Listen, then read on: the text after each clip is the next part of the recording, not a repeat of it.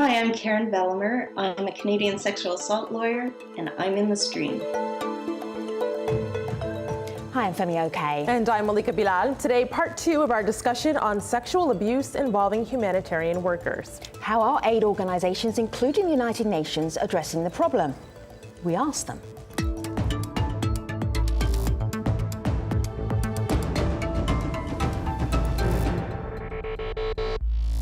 For decades, United Nations peacekeepers around the globe have faced allegations of sexual exploitation and abuse. I recently travelled to Haiti with Aljazeera's programme Fault Lines to speak with a number of women who say they were raped by UN soldiers, and some even say they gave birth to their rapist's baby.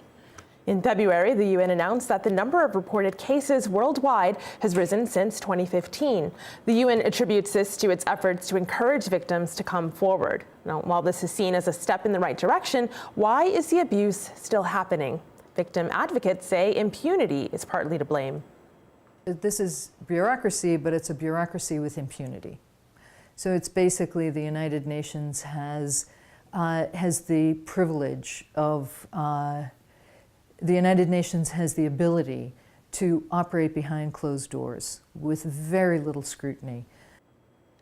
Allegations haven't only been levied against the United Nations. There have been reports of abuse documented by other humanitarian organizations. So what exactly is being done to help victims and curb attacks? Joining us from New York to discuss this, we have Christian Saunders. He's the director of the Office of the Under-Secretary General for Management at the United Nations. In Washington, D.C., Liz Bloomfield. She's the program manager for protection with the organization Interaction. Interaction is the largest alliance of US-based non-governmental organizations, or NGOs. In Bonn, Germany, Catherine Plumridge. She's the director of Humanitrain, an organization that trains civilian aid and development workers in risk management. And in New York, Èzili Dantò. She's a human rights attorney and the founder of the Haitian Lawyers Leadership Network. It's good to have you in the program. Christian, let me start with the UN Secretary General, the brand new UN Secretary General. On March the 9th, he put this video online. Have a look, everybody. We need a new approach. In my inaugural speech as Secretary General, I pledged to work closely with Member States on structural, legal and operational measures to make zero tolerance a reality. And in my first week as Secretary General, I established a high-level task force with an urgent task to develop an ambitious new approach to prevent and respond to sexual exploitation and abuse committed by those serving under the UN flag. Christian, he sounds absolutely sincere. I've heard Ban Ki-moon say something very similar. The previous Secretary General and the Secretary General before that said something very similar. What's different this time? How are you looking at the problem in a different way? I think he is very serious. As he said in the video, this was almost the first thing he did taking office was to create this high-level task force under the leadership of Jane Hall-Lute in order to come up within 8 weeks with a strategy and measures that would really make a difference. Perhaps what is more interesting is actually what he didn't do. He didn't wait for a crisis in order to act, and the measures that he's come up with are not things that have been are a repeat of the past. I mean, he's come up with a 4-part strategy, very, very important. Firstly, looking at the victims and making this very much a victim-centric strategy, and in terms of victims, basically looking from the point an allegation is received and chasing it right up until the outcome.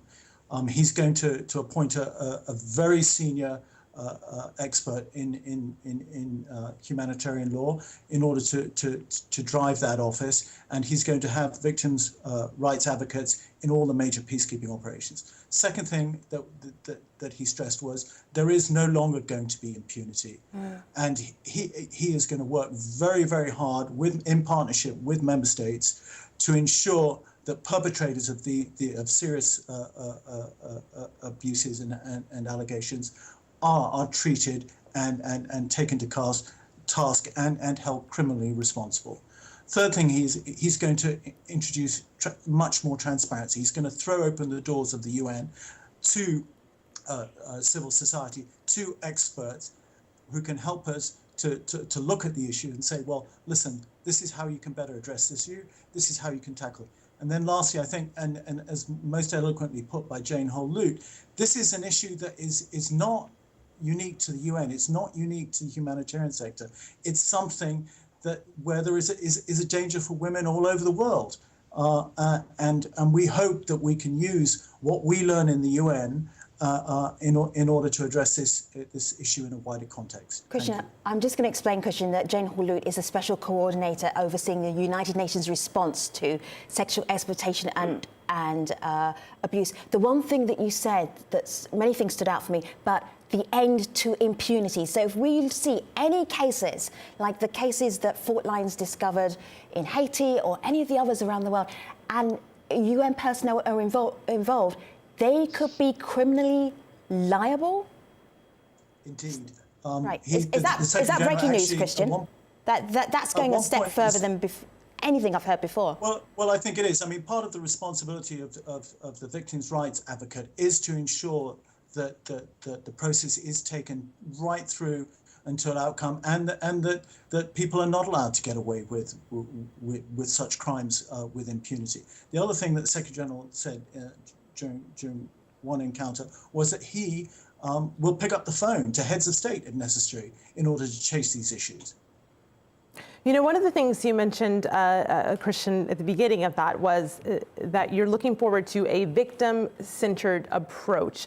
And of course, this is not just the UN that we're talking about here. This is other aid organizations as well. This is a comment we got from Sabrina. She's an assistant professor at Cornell University, and she's been researching this specifically out of Monrovia. She writes, I recently met a European student who was sexually abused by a peacekeeper in Monrovia. She did report her case to the UN, and they took it very seriously. She goes on to say she was escorted to the hospital by 2 male peacekeepers alone in a car with them after just being assaulted by a male peacekeeper. The reporting process is not very victim friendly.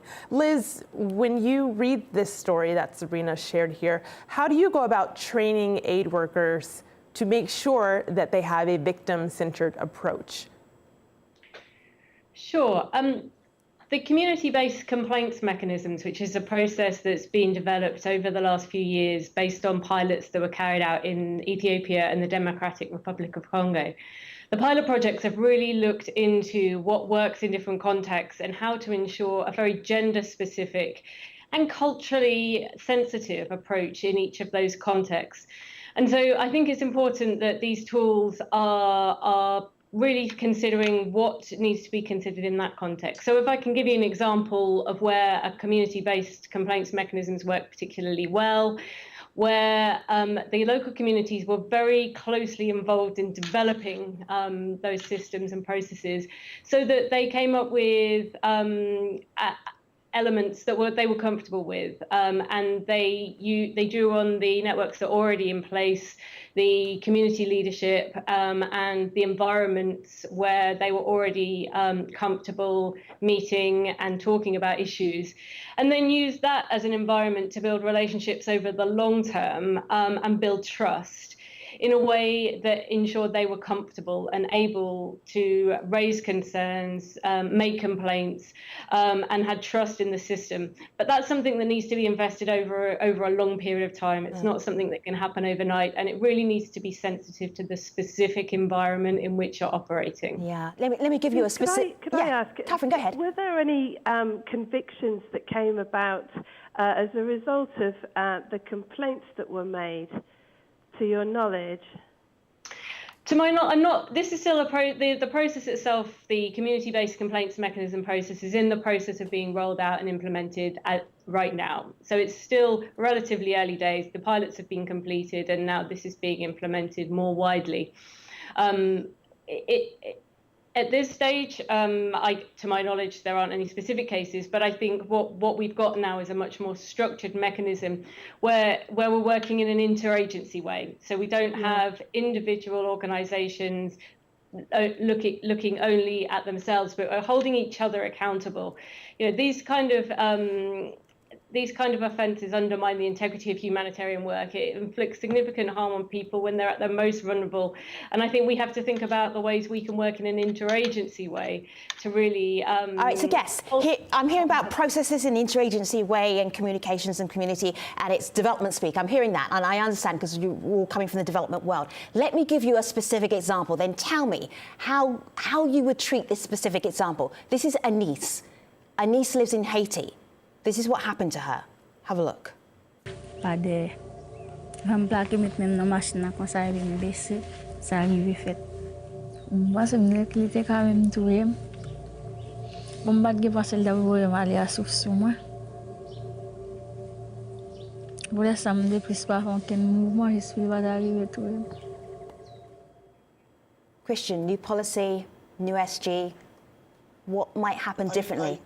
I know you shouldn't speak to specific cases, but take another instance like that.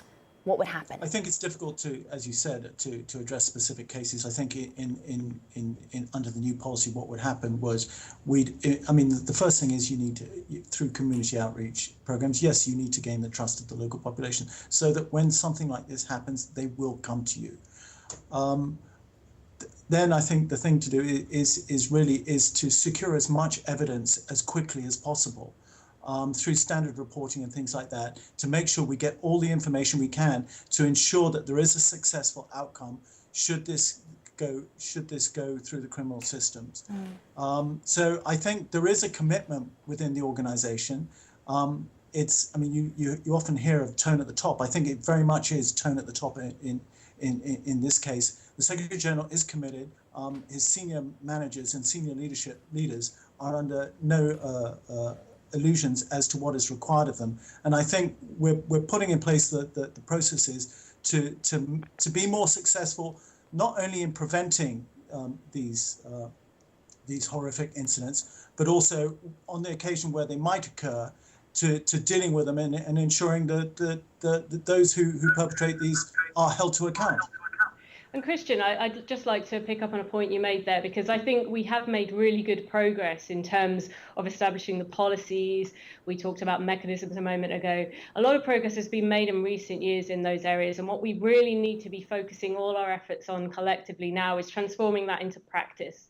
So we talk about organizations having policies, we talk about training, and there's a wide range of tools available, both online with Interaction, but also organizations that provide specific training opportunities. But it's about how we transform that into a culture that makes it quite clear from the very leadership levels all the way down through an organization that kind of behavior just isn't acceptable and there will be consequences. And that transition from policies on paper into practice is what we really need to be focusing our efforts on as a community. And that needs everybody. That needs the senior level management. It needs the HR departments. It needs the trainers. It needs managers in their in the recruitment and performance management process. All of those things together complementing one another so that we have many different levels at which we can pick up. Because failing to address this quickly and decisively is really eroding the trust of the communities we serve, and we have to be doing everything we can to address that. The trust of the community. Right. I just want to. You know, I'm sitting here as a Haitian woman, as a Black woman who's the history of rape. And it seems to me that this whole thing is mythological, all this conversation, because the UN is in Haiti as an imperial force. It needs, as far as we're concerned, Haitians are concerned, they're thieves, rapists, and they're there for a purpose. There's no policy, nothing that the UN can say to us that can ever at all usage the chronic problem of sexual abuse that we call genocide in Haiti. So for us, I want everyone to know, if I just have 1 minute on this show, that Haitian women want the UN out of Haiti, and we say that the UN is not a democratic institution from Lumumba to Aristide. It is a criminal organization. Èzili, I hear what you're saying. Of the oligarchs. Èzili, Èzili, let me talk to you. I hear what you're saying. A few months ago, we did a show about Haiti, and we talked about this very issue. today, I understand you making the connection, but whether the UN is... I'm not going to sit here, yeah, Femi, I understand. I understand exactly. From the UN talking about sure. how they're going to do policies of zero tolerance. Right. Since 1948, the UN has been raping third world country women. And Èzili, I hear you. The conversation goes beyond Haiti. We looked at Haiti because there were so many stories there. But I'm taking it beyond Haiti because we did, Èzili. We're talking about the Congo, the Sudan, I understand. the Central African Republic. We're not just talking about Haiti here. Yes. We're talking about an institution that is above the law. I hear you. I hear that point. I want to get in a few more from our audience. I do hear what you're saying.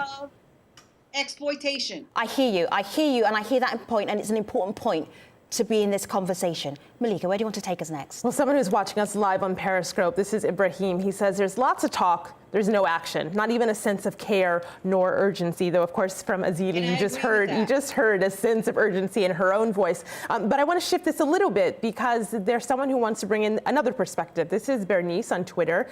She says states have exclusive disciplinary powers over their own armed forces. The UN has limited means of disciplinary action. So picking up on that point, Nabila says peacekeepers are tried by their own home countries, and you can be certain that there will be no diligent prosecution. Christian, I want to give that over to you. You mentioned at the top of the show wanting to change the idea of impunity and perhaps immunity. What do you make of these two comments, that it's really up to those home countries to make sure that they're doing the prosecuting? How will you hold them accountable? I think that's an important issue, and I think it's something that receives a lot of attention in the task force. The Secretary General is going to have a high-level meeting coupled with the General Assembly this year, and at that point in time, he hopes to enter into compacts with the different member states in order to get them to solemnize their commitment to getting rid of this issue and for addressing this issue properly. He also intends to establish a circle of leadership with those interested leaders who are willing to champion this issue around the world. So I think we recognize it's an important issue, and as I said earlier, the Secretary General is not going to be opposed to picking up the phone to a head of state and say, listen, you've let the ball drop on this issue. It needs to be taken care of. So I think I hear the concern that the UN has spoken a lot in the past, and there hasn't been that much improvement. Christian, do you think in the past that there really wasn't the, when we talk about other countries, we talk about political will. Was there no will within the UN? Like, if it takes the Secretary General picking up the phone, why didn't the Secretary General pick up the phone in previous years, in previous terms? I think that's a very good question. Yeah. I think if I'd been the Secretary General, I probably would have done. Mm-hmm. But it is now certainly very, very high on the priority list of the Secretary General. Mm. And I can't talk about the past, but right. Going forward, we will tackle the serious issue very, very seriously. Èzili, it shouldn't be down to the Secretary General picking up the phone. It should be the force commander who instills discipline and order in the ranks and makes sure that the commands are actually obeyed. So really, there's a sort of a failure on a number of levels, isn't it? But just going back to something that Liz said, and that is that you're absolutely right. We need to address this at each and every level. And that's something that the awareness has been raised. We're all more than aware of what the issue is. But now, as you've indicated, it's time for sort of concrete action, working with community. Give me one example of concrete action, Catherine. Give us one example. I'd love to hear one, like a concrete example that you said, okay, this is working right now. This should work. What is it? The well, that's the problem, isn't it? That actually at the moment things aren't working. These are very much in progress. The type of work that Liz was describing, the efforts that we're all making. And that was a pilot program, Catherine, wasn't it? It wasn't even being rolled out. It was a pilot program. Let's see if this might work. Let me bring in a voice that we heard earlier on in the program. That's Paula Donovan. Paula Donovan is the co-founder, co-director of AIDS Free World. It's an organisation that set up a campaign called the Code Blue Campaign. Now, the Code Blue Campaign is pretty sceptical about what the UN does because it's almost policing itself with the sexual exploitation and abuse. Interesting that Christian mentioned no more impunity. Let me just throw this at you and see what you think. Here's Paula Donovan. I would say that there have been little adjustments around the edges of anything that would look like real reform, but there has never been anything that looks like real progress. It's simply trying hard to sort of stanch the bleeding, if you will, and basically to make it appear to an angry world citizenry that progress is being made, but it's not. Èzili? Of course it's not being made. We have Samantha Powers last year, March 2006, who expressed this actually outrage that a Canadian soldier that had impregnated a Haitian minor only got 9 days suspension. Now, she is the UN ambassador to the U.S. ambassador to the UN. The U.S. is the primary funder of the Minister mission in Haiti. But yet, all she can do is express consternation. We are so sick of people expressing consternation at the UN. Christian? After it's been done. Christian? So what I'm saying is, what she could have done, what the U.S. could have done, is what we're asking Donald Trump to do. Don't fund the Minister mission in Haiti.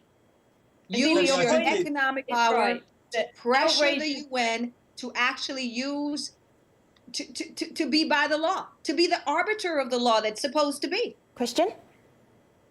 Well, I think it's a very good point. There is no silver bullet when you're trying to solve this problem. And we will use everything in our toolbox to eradicate it. But when it comes down to it, at the end of the day, in order to make sure that everything in that toolbox is used and used to maximum effect, we have to make sure that the culture within the organization supports that. And that's the culture from top to bottom. And the Secretary General has also made it very, very clear that he's going to ensure that people within the UN live by the values that the UN was established under the Charter, and that we work hard on creating an esprit de corps, on ensuring that those people who have this or have these kinds of tendencies or convictions in the past are not brought into our ranks. So, yes, it's an important point. But I think the Secretary General is committed to changing the culture within the organization, to putting all our energy into So, Christian, in the meantime, though, people online are talking about what this means for communities. This is a comment we got from a researcher, Isabella. Have a listen to what she said. But when we talk about the legacy of sexual violence committed during a humanitarian crisis, it's important to note that the effects are also felt on the community as a whole. When abuse of power remains unchecked, it greatly undermines the relationship of trust between the local population and the humanitarian workers or UN peacekeepers. It creates a climate of fear and mistrust, which impedes on the overall success of the mission. Finally, it's important to remember that another factor that blocks justice for victims of sexual violence is the taboo around male victims. Men and boys are also victims of sexual violence, and it's imperative that we include them in justice processes. Liz, in 30 seconds, because we're running out of time, what's the first step towards repairing that trust? So it needs all actors, whether they're in the UN or they're non-UN, whether they're NGOs, whether they're working in the development world or whether they're working in the humanitarian world. It needs all those actors to come together. And outrage is not enough. We're all outraged about what is happening, but what we need to do is translate and channel that into energy towards action. And that's at many different levels. Right. That's whether that's at the senior leadership level, whether that's policies, but actually at the community level, that's really about engaging with the communities, listening to what they're telling us, and then responding. Thank you so much, Liz Bloomfield. Not just taking that, but responding. Thank you, Liz Bloomfield and Catherine Plumridge and Èzili Dantò and Christian Saunders as well. It's been a difficult conversation, a difficult 2 shows. Thank you so much for staying with us, audience. We'll see you online.